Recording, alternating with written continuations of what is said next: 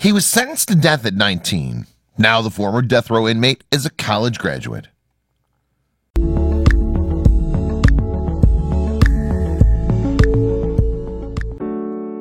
Over the weekend, Ryan Matthews, a loving dad, husband, and a gentle giant, as his family describes him, graduated college.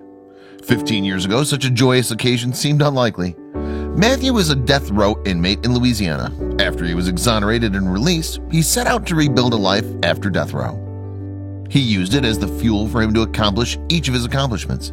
His wife, Candace Matthews, says, "He's never been angry, he's never been bitter. He's been determined." Matthews graduated Saturday from Texas Woman's University with a bachelor's degree in applied arts and sciences. It wasn't easy. Candace Matthews says she watched her husband come back from 12-hour overnight shifts at the packing firm where he works, taking their 4 children to school and later sit down to study. But Ryan Matthews says it was what he needed to do.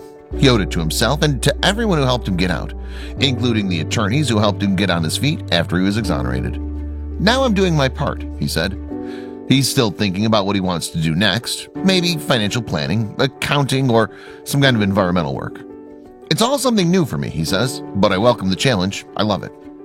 Matthews was 17 years old when he was arrested for capital murder in 1997. "I didn't know what was happening to me. I had nothing to do with this," he said, "but I just kind of knew this happens to people that are innocent." A white grocery store owner had been shot and killed in an attempted robbery in Bridge City, Louisiana, about 10 miles west of New Orleans, and witnesses identified Matthews as the suspect. Matthews and a friend were driving in a nearby area in a car similar to the getaway video, the Innocence Project says. "We knew what the verdict was going to be," his sister Monique Coleman told CNN. "He was a young black man and it was a white store owner." Matthews was convicted and sentenced to death in 1999, despite forensic evidence that excluded his DNA from the mask the suspect left behind at the scene of the crime, Coleman says. When she first visited him in jail, she says her brother didn't even know who the murder victim in this case had been. The advocacy journey for him began the moment he told her he didn't do it. In the years that followed, Coleman and her family fought alongside many others who claimed their loved ones were wrongfully imprisoned, including Rodney Reed's family, Coleman says. "A lot of people think the criminal justice system is flawless, and if you're there, you belong there," Coleman said, and that's just not true. Last year, 151 people in the U.S. were exonerated, according to the National Register of Exonerations. In at least 107 of those cases, there was some kind of official misconduct, according to the registry, which collects and analyzes information about exonerations of criminal defendants. Official misconduct encompasses a wide range of behavior, from police officers threatening witnesses, to forensic analysts falsifying test results, to child welfare workers pressuring children to claim sexual abuse where none occurred, the registry says. Those who were exonerated in 2018 spent an average of about 10.9 years in prison. It's disturbing, and people need to know that it's still happening.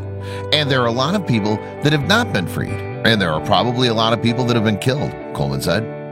Matthews was exonerated in 2004 after serving 7 years behind bars, 5 of them on death row.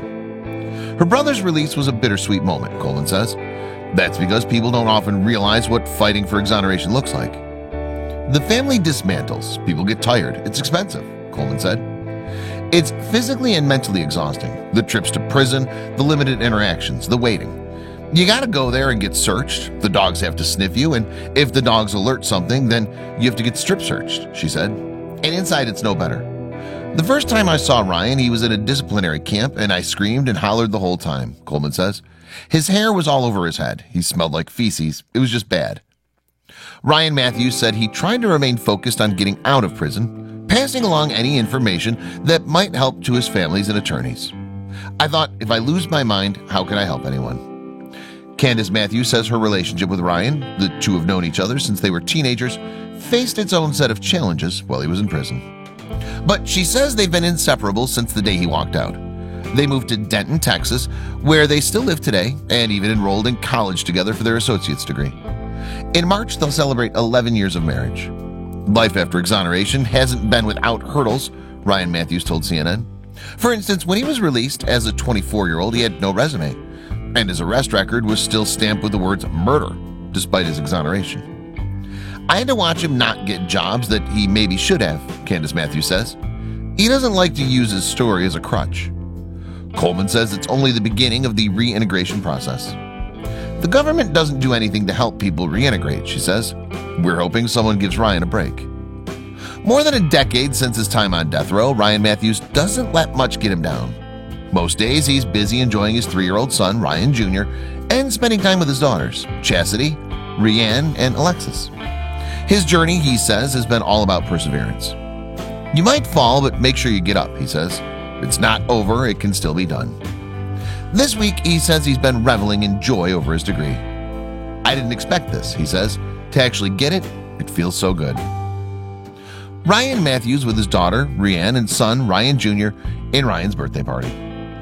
As for his sister, she didn't hesitate to pack her bags when he told her he was moving from Louisiana to Texas with his family after his release.